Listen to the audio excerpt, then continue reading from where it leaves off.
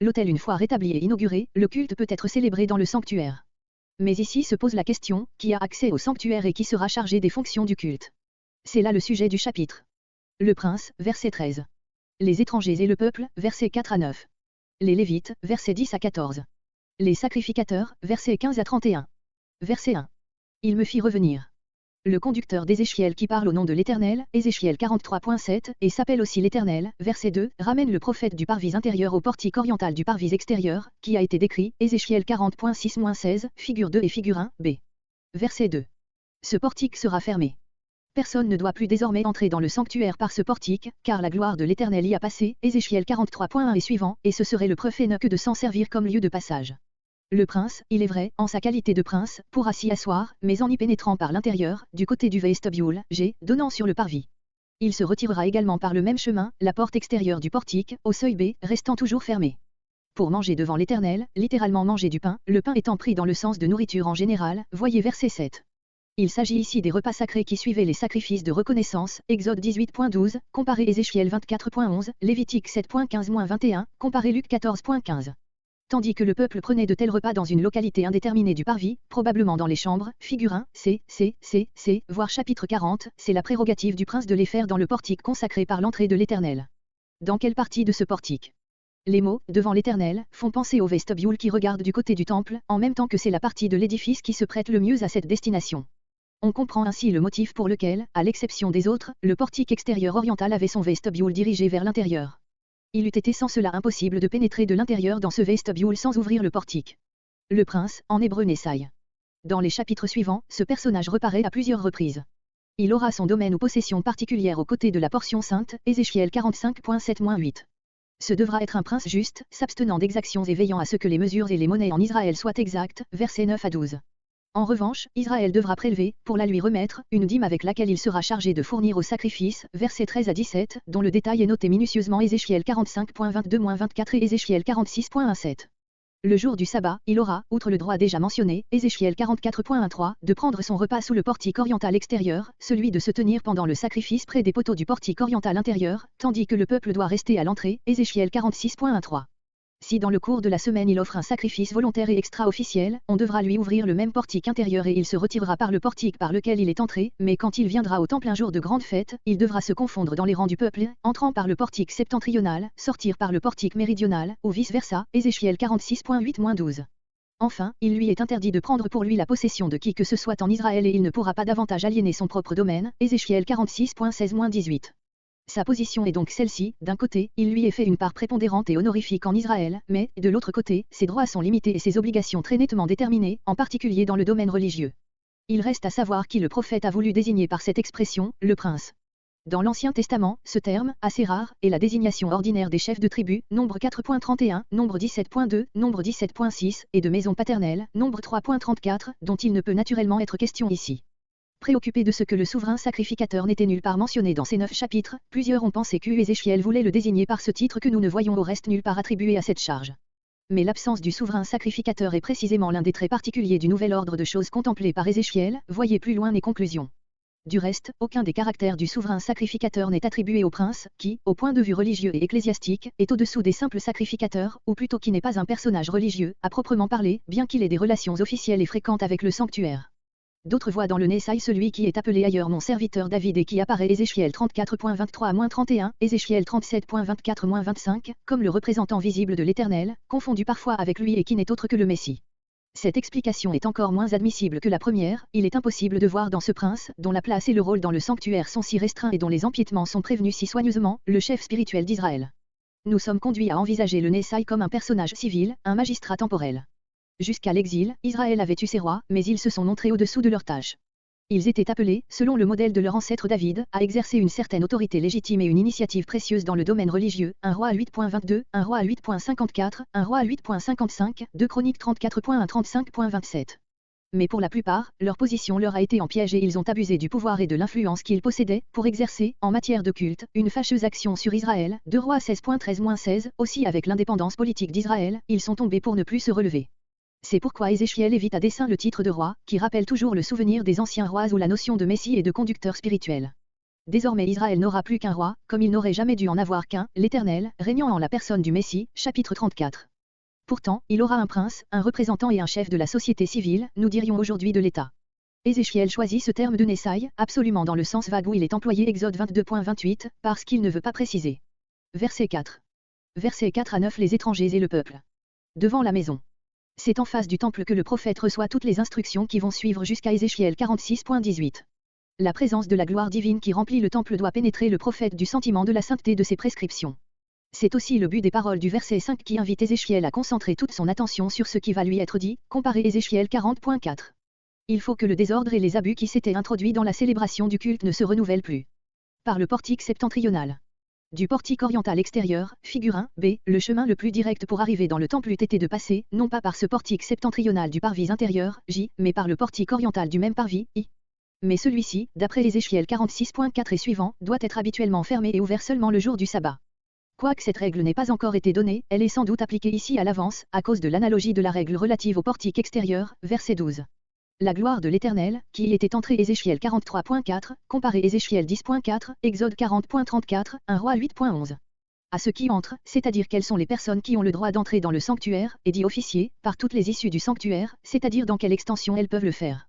C'est le thème ou tout au moins le cadre de ce qui suit jusqu'à la fin du chapitre 46. La prescription qui précède rentre déjà sous ce titre, mais, comme il y est question du prince, elle avait une importance d'un ordre distinct par rapport aux questions du culte proprement dit. Verset 6. Versets 6 à 9. Ce passage vise à la fois les étrangers et le peuple.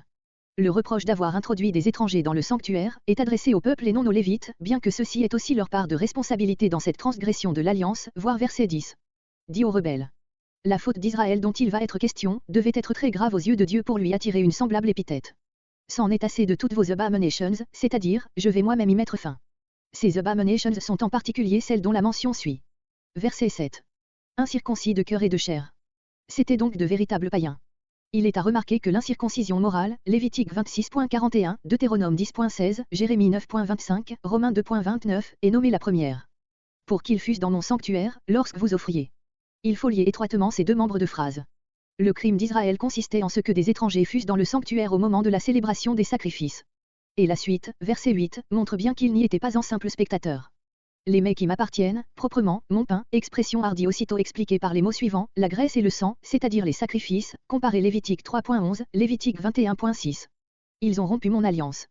Ces étrangers ont été, par la connivence d'Israël, il est vrai, les instruments de la rupture du pacte par lequel Dieu avait établi Israël pour son seul sacrificateur, Exode 19.6. L'alliance a été rompue d'une autre manière par le culte des idoles, Ézéchiel 16.59, dont il n'est pas question ici. Pour toutes vos abominations.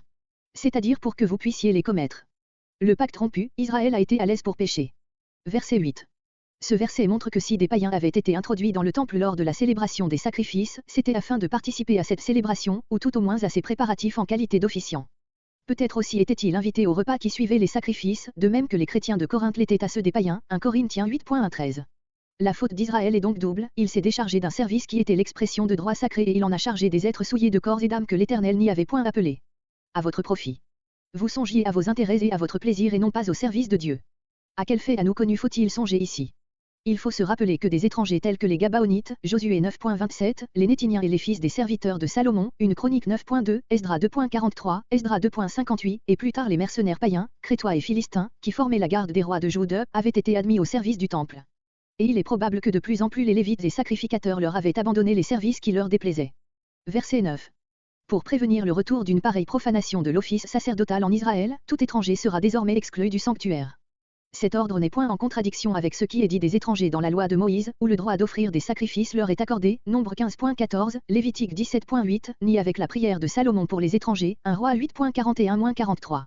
Il s'accorde aussi parfaitement avec ces nombreux passages où il est question d'étrangers circoncis, comparé en particulier Exode 12.43-49. L'étranger circoncis a cessé par le fait d'être étranger, l'Israélite doit le considérer et l'aimer comme un frère, Lévitique 19.34, Deutéronome 10.19. Rien ne le forçant à se faire circoncire, on doit supposer que, s'il le fait, c'est qu'il a été gagné à la fois israélite et qu'il est circoncis de cœur. C'est dans le même esprit qu'en Ézéchiel 47.22 de la vision d'Ézéchiel, l'étranger reçoit sa part de la terre d'Israël tout comme l'indigène et qu'en revanche, dans notre passage l'étranger doublement incirconcis est exclu du sanctuaire. Verset 10. Verset 10 à 14 Les Lévites. Les Lévites. Cette expression désigne ici, comme Josué 21.1 et ailleurs, les descendants de Lévi en général, à la seule exception des fils de Thésadoc, verset 45.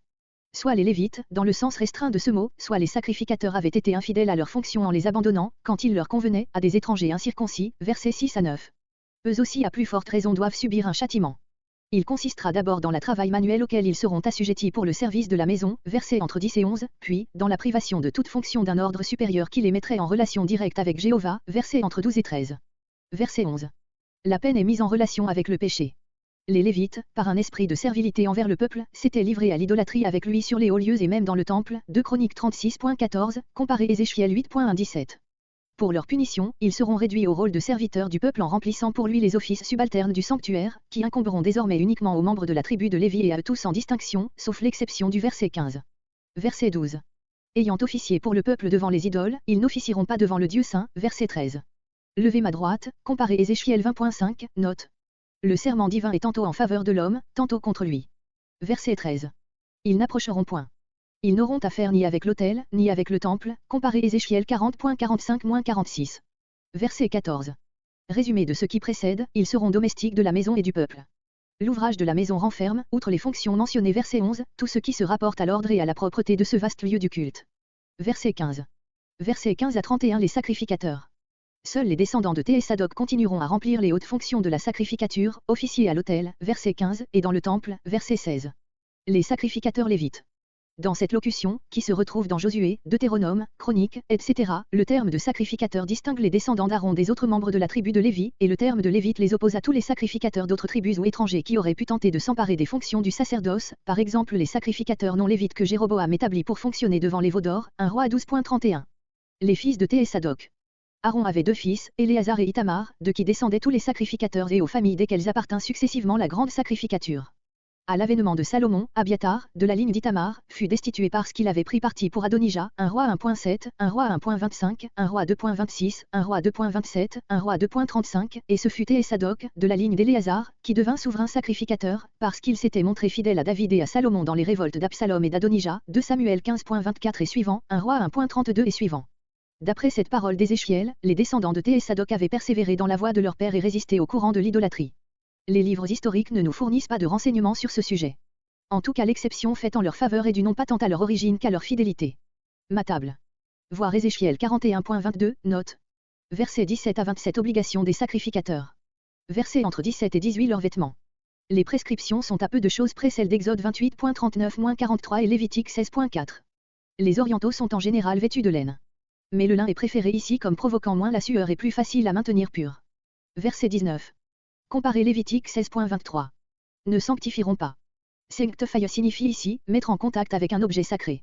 Or pour le peuple qui n'est pas, comme le sacrificateur, en état de pureté lévitique, tout contact avec les vêtements sacrés attirerait une condamnation. Les chambres du sanctuaire. Ézéchiel 42.12, figure 1, v. Verset 20. L'acte de raser la tête était un signe de deuil, Lévitique 21.5, Lévitique 21.10. Il en était de même de celui de laisser croître et flotter les cheveux, Lévitique 10.6, Ézéchiel 24.17. C'est pourquoi les sacrificateurs devaient s'abstenir et de l'un et de l'autre. Verset 21. Comparez Lévitique 10.9, où cette interdiction est prononcée à l'occasion de la profanation de Nadab et d'Abichu. Verset 22. Ni veuve, ni répudiée. Ce qui n'est interdit Lévitique 21.13 et suivant, qu'au seul souverain sacrificateur, l'est ici à tous les sacrificateurs. Ézéchiel ne fait nulle part mention d'un souverain sacrificateur, il applique donc à l'ordre tout entier ce qui n'était précédemment interdit qu'au chef.